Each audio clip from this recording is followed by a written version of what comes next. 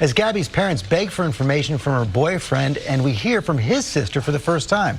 Trevor Alt has the story. Good morning, Trevor. Good morning, George. Police have said that deafening silence from Gabby's boyfriend, Brianlaundries, is hindering their investigation and search efforts. Well, this morning, we are finally hearing from someone in his family, his sister, speaking to ABC News. But even she seems confused and worried about how this is playing out.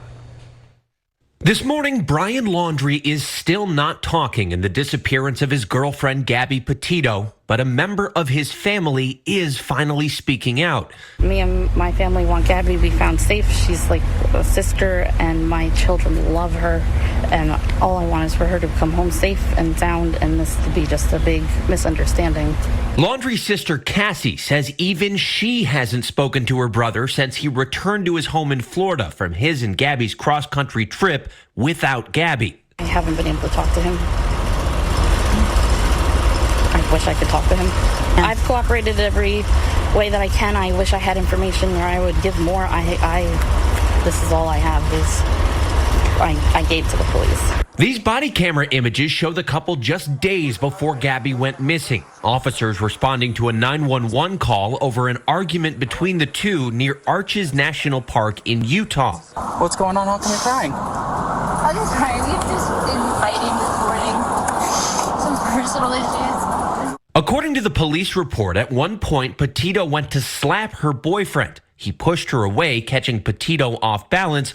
She then scratched him in the face. Sometimes I have OCD and sometimes I just get really frustrated. It looked typical of both of them. Whenever they fight, they would take a little break and come back and be fine, because that's what you do in a couple. Cassie says her brother is someone who has always done the right thing. He's a wonderful uncle. He's always been there when I need him. He's been there every time Gabby's needed him. But authorities say Brian is now being investigated as a person of interest in Gabby's disappearance. 2 people went on a trip, 1 person returned, and that person that returned isn't providing us any information. Gabby Petito was last seen August 24th, checking out of a hotel with Laundrie in Salt Lake City, Utah. Her mother says the next day was the last time she spoke with Gabby, who told her they were in Grand Teton, Wyoming, on their way to Yellowstone.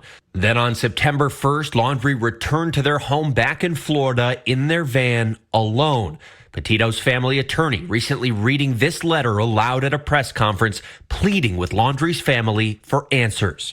We ask you to put yourselves in our shoes. Please, if you or your family have any decency left, please tell us where Gabby is located. And authorities are, of course, chasing every lead. Told they're now investigating whether there is any possible connection to a double homicide a month ago in Utah, where a couple was found dead at a campsite not far from where Gabby was last seen. The FBI is now involved in both cases, guys.